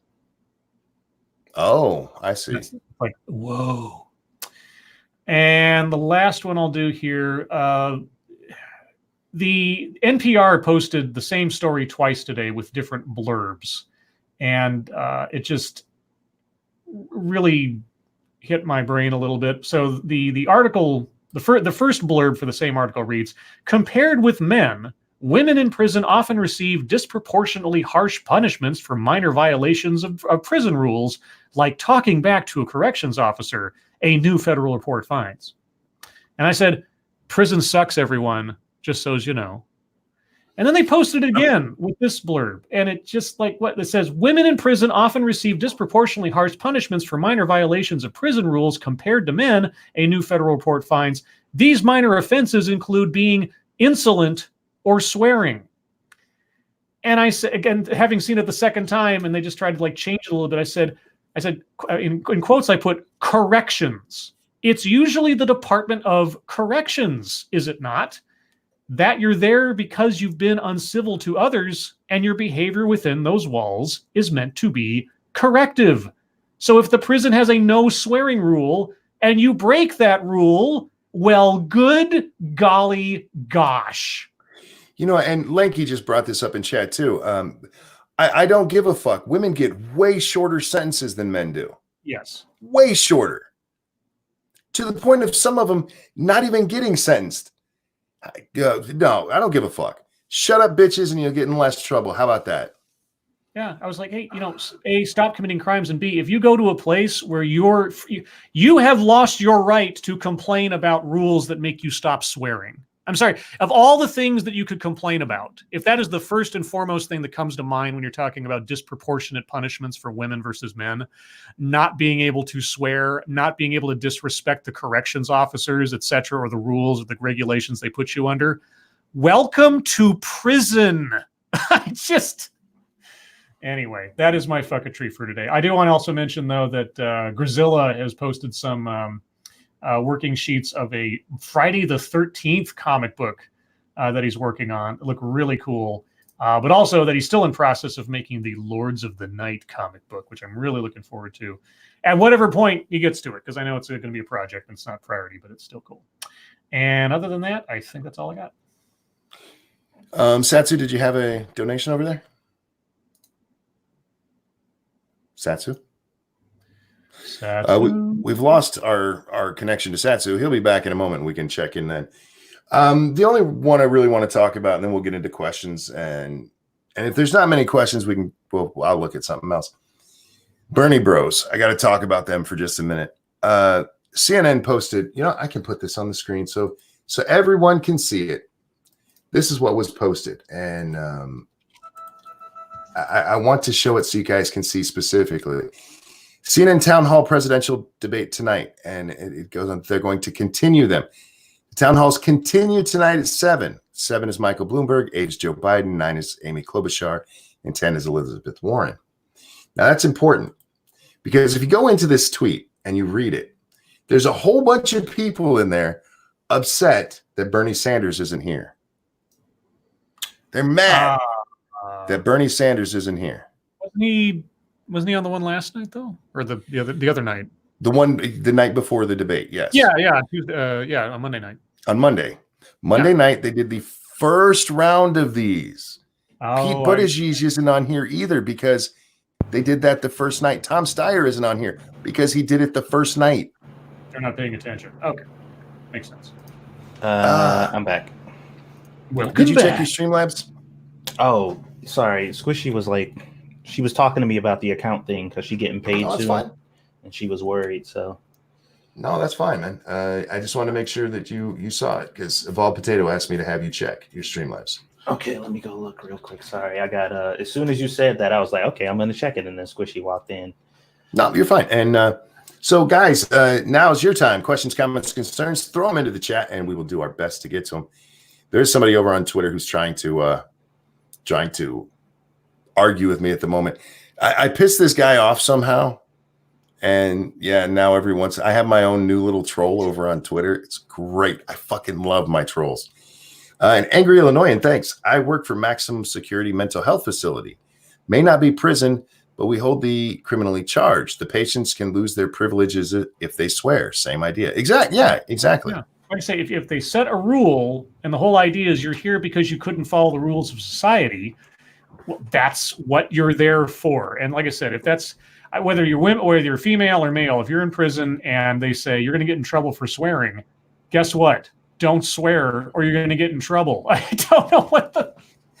Anyway. Real quick, Evolved Potato, thank you. Of course, you are right-wing, Satsu. You stream with Scribe, who is the most liberal alt-right shill, and Monkey, the one who doesn't want women's vote to count. Yeah, I'm a shill. Who am I shilling for? The right. You've been accused of that before is what I think they're getting at. Oh, well, I was accused of being a neocon, and then the next day I was accused of being a Trump derangement syndrome victim. And it was like, well, which one of these is true? And I was like, well, I'm glad to be accused of both because at least I'm doing something right, I suppose. I don't know. And let's see. Where's the? Since you said you haven't kept up on internet drama, should I tell you that Ariel Scarcella, is that you say her name, got canceled just because she's leaving the progressive left? Who's Ariel? I don't know who she is. I'll look into it though. I did see there was some lesbian chick, maybe that's who they're talking about, who was like, I'm done, with the progressive left. And she said she's leaving. And in her whole video, if you watch the entire thing, she just said, like, I'm done with these particular people because they're mean and they're disgusting. They make me feel like shit every time I talk to them. I'm just not fucking with them anymore. And everybody's like, oh, guys, she said she's right wing now. I'm like, Well, 16 hours ago, she tweeted this out. Woke activists don't want to have conversations. They want to educate you. When you don't agree, they say you didn't listen. It's like talking to a woman, sweetheart. Oh, I'm sorry. I mean, it's like talking to some people. Oh, I said they're people. No, I'll look more into it. So yeah, that's and guys, if there's drama out there, absolutely you can hit me up in that shit. Do you think the general election debates will be more entertaining than the primary debates? Depends on who gets elected. Yeah. I mean, if Bernie's not wins the primary. Yeah, if Bernie gets up there, the debates between him and Trump will be freaking hilarious. I'm still pulling for Warren because I think those would be amazing. Well, yeah, the odds right now, if it's Biden and Trump, I think it'll still be funny after a fashion, but certainly between the fragile emotional membranes that exist inside the heads of Bernie and Warren, it would be just gold. Warren would not get away with claiming to have been fired from that job on stage against Trump. Yeah. He'd been like, bitch, what did you just say? And he wouldn't say bitch. He would, be nicer about it. He'd be like, Indian chief, what did you just say? Did y'all see the conservative? It says a conservative group hires German teen Naomi to rival Greta Thunberg. Oh yeah, it's like, oh god. And that girl, it's not a really fair comparison because that girl's actually 19 years old. So by the rules, you're allowed to be mean to her. And they're promoting it wrong because she's not against climate change. She's against climate alarmism. Those are two different things. Real quick, thank you, Frank Hubbard. She was leaving the left LGBT because they called her transphobic for not being into trans. Well, welcome to modern times, right? Yeah. All right, where are we at here? How do we know when the Coors shooting bodies are cold enough to joke about? When the mountains turn blue? Well, God damn it. Yeah, oh God. But Steyer wasn't joking. He was trying to use it for his own political agenda. And joking is a subjective thing, but that's just bullshit. For those of you who don't know what that is, Coors cans, do they still have that? Where when you put them in the fridge, they're cold enough because the mountains turn blue? I don't drink beer. I don't know. Neither do I. I just used to watch the commercials. Yeah, that was a commercial. Monkey, living in Michigan, you are a Michigander. Does that make Lady Monkey a Michigoose? Cute. Cute. BG says, you love your trolls. I said Twitter trolls, BG. Pay attention. I fucking love BG. Oh, Lords, when is Scribe's intervention for his pun addiction? There's no fixing that. And who would want to? Look, I love Scribe's puns. I just have told him not to use them in his damn titles because people are like, I don't know what that means. Yeah, I have a bad habit of doing that. It does lousy for my numbers. Although I would be entertained, for my birthday or something, if you guys actually did hold an intervention, how that would go. I just love to stage that. That'd be hilarious. Monk furnace updates, where we're at, still waiting for them. Ranting, you're going to open an Arc Genesis server possibly in the future. It's possible. And we'll have to see, what kind of interest there is. The interest in the regular Arc servers died way off. Only like 3 of us even play on there that I can tell. That one could be switched over to a Genesis one, or it depends. If donations stay up, then maybe we'll see what happens. I'm broke though, remember, so it would have to be something like that. Are you streaming RimWorld later? I found it oddly interesting and soothing to watch. Oh. Maybe, but when I'm done here, I'm not turning on a video game. I'm finishing my damn video. I'm getting it done. Yeah. See, nobody's bugged me about it, so I'm not like, fuck you, I'm not doing it today. And I know that's the wrong way to be. I thought about this about myself last night as I'm like, I should just go do it. And I'm like, no, people kept bugging me about it. Fuck them. If you tell me like things need done, like going back to Walmart, if they said, okay, Frank, these 10 things need done today. Like, okay, cool. I'll go get them done. But if they said, you need to do this, I'd be like, oh no, fuck you. I ain't doing that. I have a weird problem with authority. I'm not a grown-up, you guys. Oh, that's damn for sure. Do you prefer Mike or Joel from Mystery Science Theater 3000? I don't know their names well enough, but I know Scribe would have a thought on that. I prefer Joel. It took a while for Mike to sort of grow on me, but the early episodes, the first several seasons with Joel were probably the best, I think, overall. Mike got better, but it was Mike's subplot, especially when the scientists changed, that kind of threw me off. The classic MST3K is still the best. Let's see where are we at here. What happened to Mundane Matt to make him like this? How can he possibly think something as stupid as Satsu shilling anything but Raid Shadow Legends? Wait. Thank you. This is Kyle. And then Monkey went and played Ark. No, after I'm done with my video, I need to go play Ark because my dinosaurs are probably hungry. And thank you for the donation. Bernie's going to be here in Virginia Beach Saturday. Can't wait to see what the turnout is. I'd go, but there's a few bumper stickers that would drive those psycho Bernie bros wild. Yeah. If one of them came, usually the closest they get to me is Grand Rapids. Trump has gone there 2 or 3 times. My brother actually went to one of the Trump rallies once, and it was fucking crazy. It was worse than any concert he's been to trying to get in and out of there. So I would go see any of them if they came close enough to me where I could. I don't have bumper stickers, so it's not a worry. But if you did have certain bumper stickers, or say you're wearing a red hat, might not be the best thing to do. Yeah. And again, hashtag not all, but some Bernie bros are insane. Sanguine, thank you so much. Oh, I missed this one a little earlier ago. I'm sorry. It says, as a former maximum security CO, swearing in and of itself wouldn't earn SEG time in and of itself because SEG is always packed with far more severe violations. Most of the time, it was just someone that led to LOP if it continued after a warning. I'm not sure what LOP is. Loss of privilege. Yeah, I don't think. I don't think they were talking about administrative segregation for swearing, but somehow somehow being punished for swearing was somehow unreasonable or something. That didn't make any sense. Well, given his answer there, I do wonder if the reason that those minor offenses get women so much more trouble is that over in the men's prisons, they have a lot more to worry about. Yeah, they're dealing with other shit. So they're like, you know what? Yes, swearing's wrong, but at least you didn't shiv somebody.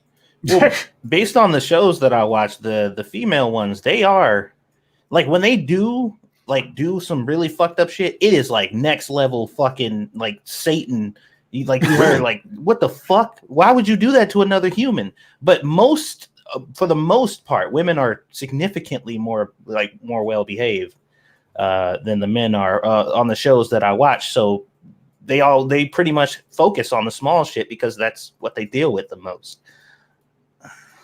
And also from Sanguine, so if one wanted to get you to work on videos, the solution is tell you need to game more? No. No, you know what really has motivated me a lot? It's just people going, I miss your videos. You need to make videos. I'm like, fuck you. You make them. But we miss your videos. It makes me like, oh, man, I need to get those made for people. See the difference there? I know it's childish, but it's just my brain. And I don't think I did this one. Angry Illinoisan, thank you so much. Says, I work for a maximum security mental health facility, may not be prison. Didn't I read this? I think but we hold the criminally charged. The patients can lose their privileges if they swear. Same idea. Oh, that one's a little different than the other one. And then this one. I can't wait to see the Bloomberg event in Raid Shadow Legends. Thank you, Cody Fry. I think that's the one. Money just raining from the sky. Yeah. Okay. Where were we at in questions? God, you guys are so. I love when you guys are so engaging. Where do each of you come from in your family sibling lineup? Eldest, youngest, only child, so on. I am the middle of three boys, but there were three foster sisters who are all much older than us. My closest foster sibling, I think, is 7 years older than me, where my older brother was 2 years older. But actual family where I grew up with, I don't think we had the foster kids until I was like 10 or so. But Satsu, where are you at in your... About to say, if we're talking about the direct ones, like the ones that I grew up with, then I have two little sisters, a little brother, and an older brother. But I also have siblings through like my dad has a daughter and his wife has a son, and that type of shit. So, but yeah, it's two little sisters, a little brother, and an older brother. So kind of in the middle. Scribbles. I have a younger sister. Obviously I'm the older one, only one sister, and we're only about a year apart. Right. Where are we at here? Check Your Logic keeps asking me if he should send screenshots of. Are you talking about of this chick and all that? No, just link me to a tweet or something, or a video where she's talking about it is the best way to do it. Starsaver says, "Did I hear you say you're playing RimWorld? How is that? I've been thinking of getting it." RimWorld is one of the few games I will tell you that is worth buying at full price. You can wait for it on sale, but the other one, what's that game you're always talking about, Scribe? Your favorite game that you play? Grim Dawn? Grim Dawn. Grim Dawn is the other one I will tell you. Full price is absolutely worth it. You can still wait for it on sale, but these are both games that if you want to buy them and you have the money at the time, buy them. For RimWorld itself, God, it is such an addicting game. You will look up and suddenly it's 3 days later. You stink. You've peed yourself, and you're like, I don't care. I'm going to play just a little bit more. It's so fun. As for the expansion part of it, I really haven't got into it that much yet because I hadn't played in like over a year, so I'm still trying to remember how to play. And so it's almost like watching a new player play, but most of the stuff that you do for the expansion is there's these quests they've added in, and you can eventually get in with this new faction that'll get you off the whole point is to get off the planet. Eventually, you don't have to. You can stay on the planet forever and just live there. But it's so much fun. Anyway, over on the Streamlabs, thank you, Sanguine, again. Administrative segregation is segregation for investigation/offender safety, Scribe. Also, the loss of privilege would also be limited to 9 times loss of privilege equals segregation. And loss of privilege equals or LOP equals loss of privilege. Okay. I was trying to read at that time with the actual wording. I think I did okay. But thank you so much, Sanguine. Sanguine's a good boy. Yes. Have you guys seen the movie The Hunt is coming out Friday the 13th? No, I didn't see that. Oh, yeah, that movie's been put on the shelf long enough. They need to make back their money on that one. Raziel says, I support the puns. And Virgil says, my wife loves your puns, Scribe. Yay! I'm not, as you might not be surprised, I'm not too worried about whether or not my titles get me a whole lot of attention because I don't anticipate YouTube's going to give me any help anyway. So, yeah. Oh, and I've told Scribe this. I love his puns. They just make bad titles. Yeah. So that's why it's more important, guys, if you do like my stuff, that you share it. Because, like I say, it's not going to get known or seen by many people elsewise. Yeah, he's got the best pun titles of anybody, but unfortunately, the algorithm doesn't help you with that. Right. Oh, Lord, have you seen that they have confirmed the coronavirus can spread through fecal matter? Yeah, I heard that, yes. I didn't, but I'm not surprised. I mean, that's how a lot of disease spreads. Mm-hmm. Your poo is filled with all kinds of things that are wrong with you. Your body's trying to get rid of it. What happened to Mundane Matt? Oh, we already read that one. How do I get into or onto the Arc server, says Kyle. Go to either the Lords of the Night or Satsu's Discord, and the information is in there. You'll have to scroll up, but just scroll up to the last time you saw my name. Because I'm fairly certain it's the last time I put anything in there. Will Forrest says, I would join you for Ark, but I don't have it. Yeah, and I understand that with people. It's hard to play if you don't have the game.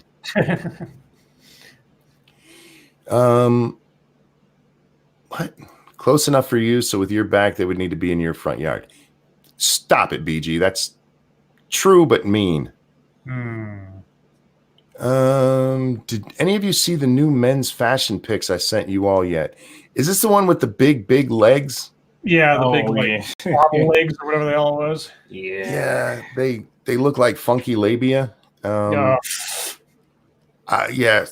no, I saw them, but this is on a runway, so the stuff on runways typically doesn't make it to the general public.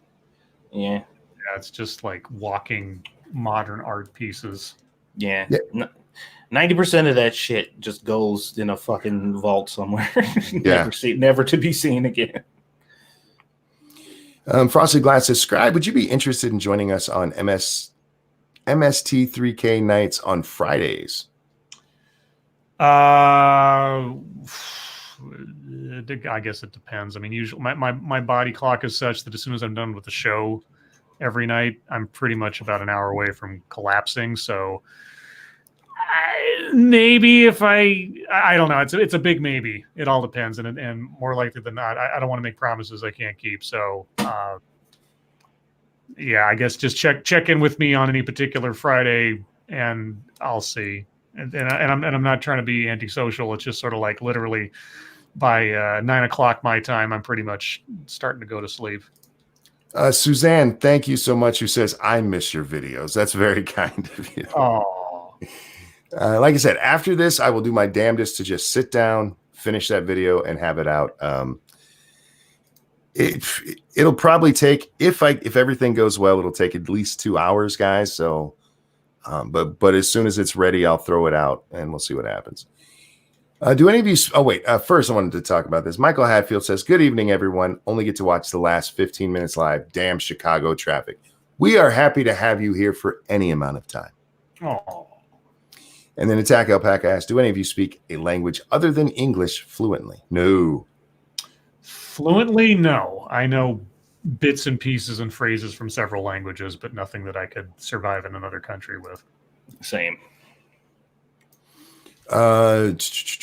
Where was that at? RimWorld isn't just good, it's incredible. It's digital crack. It really is. Now, this game doesn't look like much. It really doesn't. Like, Grim Dawn is beautiful. That's just a fucking beautiful game. RimWorld uses a very similar, if you guys have seen Prison Architect, it looks very similar to that kind of aesthetic. But very quickly you forget about the graphics. You're just trying to survive. See, I'm not even usually that guy, but like the aesthetic of that game in general is the reason why I haven't tried it yet. Because they don't make it look super appealing. It's just a bunch of, like, when you look at any of the pictures, it's just a bunch of stuff on the screen, and you're like, I'm sure there's a lot of shit happening there, but none of it was particularly interesting. But I'm curious. I think you might like it. I'm sure I will. Like, it looks like from the way that you talk about it and stuff that you've explained to me that you do on there, it definitely sounds like a game I could easily get addicted to. But like I said, it's that I'm not typically that person, but for some reason, whenever I look at it, I'm like, it's not doing anything for me just looking at this, and it doesn't make me want to buy it from what I'm seeing. Yeah. The only reason I bought it is because a friend a year earlier, because it wasn't on Steam at the time, but I ran into him he happened to work at a local gas station. I hadn't seen him in like a year and a half. And we got to talking, and he knows I'm into games, and he's like, dude, you have to check out this game. So I went and looked at it, and you could only buy it from their website, which I tend not to do. But then it came to Steam, and it was on sale. Like, all right, fuck it, I'll try it. And then I look up a year later, I'm like, I fucking love this game. I was in that game for just sucked into it for a whole fucking year. Oh lords, whoa, shit, everything jumped. Sorry guys, where were we at? There was the poo question, so I know we're not far. Shit. Sorry guys. I hate when it does that. I finally figured out why it does it though. So when you get to the bottom of the chat, but there's been more chat since you scrolled up, then it jumps. Lanky, also, he's reading the questions in order. That's why it seems like he's responding to a lot of stuff late. We're reading the questions as they come in the chat. So the chat's still going, but we're like answering the questions as we go down. So yeah, I'm trying to get all of them so I go exactly in line. Yes. Oh, Lord, here it is. Oh, Lords, would you try some cinnamon apple pancakes with apple butter and a glass of ice cold, not actually iced milk? Hell yeah. That sounds tasty. Don't offer that if you're not bringing it to my house. Oh, Evolved Potato, thank you. He just sent me Rimworld. Oh, that's awesome, dude. You got to check it out. It is such a great game. I have to play it now. Shit. Oh, it is so fun. You're going to want to look some stuff up on it. I'm not going to lie to you because it's a little confusing at first. It does have a little bit of a learning curve, as all good survival games do. Dr. No says, if Michael Bloomberg's the richest candidate and could buy the election, why is he at the bottom of the list? Because he got in so late. Not only that, buying the election doesn't necessarily, like, just because you have the money to spend on that stuff doesn't mean you'll actually succeed. It just means you got a lot of money to make you seen. He's polling in because I looked at it last night because I wasn't sure, how he's doing. In South Carolina, where he's not even on the ballot, he was in 4th place last I looked. He's in either 2nd or 3rd place in Texas. Same for California. If he had gotten in earlier with his money, he probably would be winning right now. Because all of his demons would have already been exercised. You don't hear about Elizabeth Warren being the Indian anymore. Yeah. So no matter how much it gets brought up, the people completely ignore it now. So. Yep. Where are we at here? Who's touching poo? Well, Faithless, I don't know who's touching it, but that's how a lot of diseases spread throughout time. That's why having a sewer system turned out to be such a boon for society, because we kept getting everybody sick with poo being everywhere. So no more septic tank swimming. Got it. It's a good idea, Devil's Advocate. I would join the ARC server, but I like a lot of mods for it. I specifically didn't use mods this time because last time it just made it too easy. And believe me, there are times when I'm doing this where I'm like, oh God, I wish I had the S Plus mod, because S Plus has like the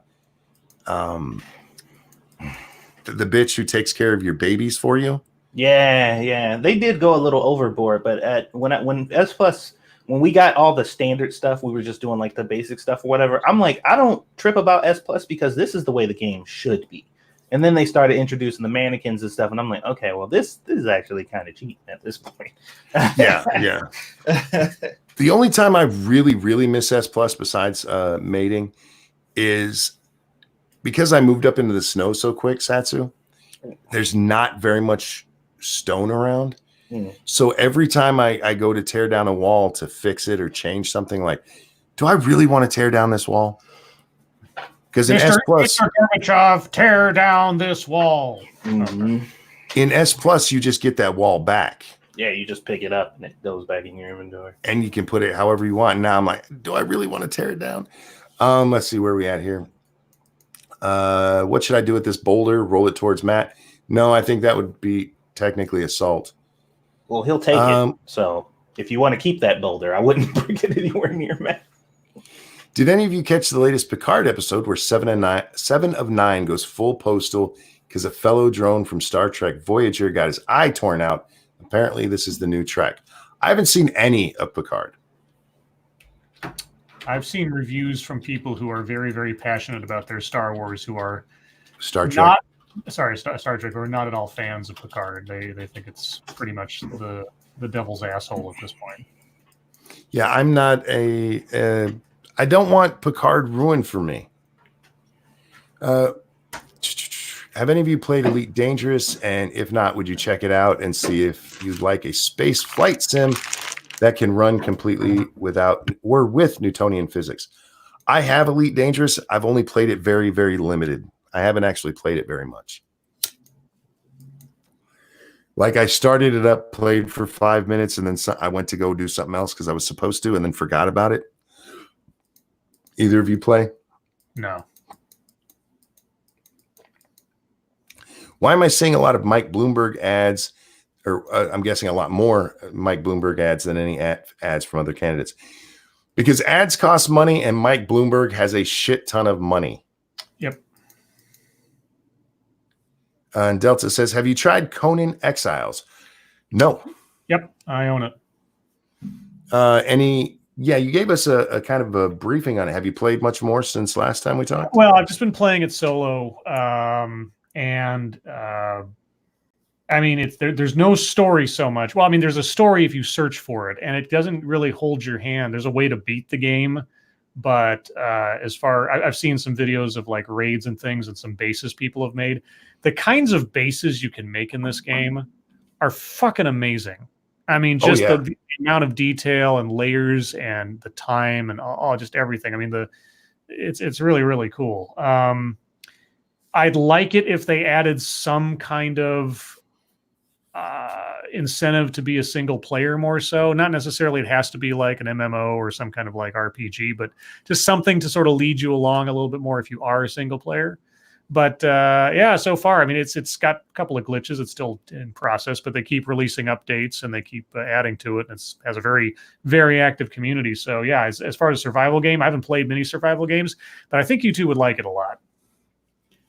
Yeah, I've looked at it several times, and maybe if it goes on sale again, I'll pick it up. But right now, it's not one that. It's on sale right now, I believe. Is it again? I think so. Double check me on that, because I saw they posted something on their Twitter today saying that they're having some kind of discount or something. Maybe. All right. With that, guys, it's 11. It's actually 11:01, and I want to thank you guys so much for coming by, and not just coming by, but your engagement, your questions, and asking all this stuff, and it gives us something to do for the last half hour. Otherwise, we'd have to make shit up, and you don't want to hear me making shit up. But thank you so much for the donations. You guys are so very generous. Guys, do we have anything we need to plug before we take off? Not that I know of. In that case, Scribe, Satsu, a pleasure as always, gentlemen. We'll be back tomorrow on Satsu's channel, 9 p.m. Eastern time for more Lords of the Night. Until then, your lives make me sad, and we'll see you next time. Bye, guys. Even though Satsu's Did we lose Satsu? I don't know. Oh shit! I was muted. God damn it! Oh, you ruined the whole thing. I was like I literally responded to everything. You didn't pause, so I thought you heard me. Satsu ruined Christmas. Hey, it happens often. Well, say goodnight, Satsu. Good night, Satsu. We'll see you next time, guys. Jeez.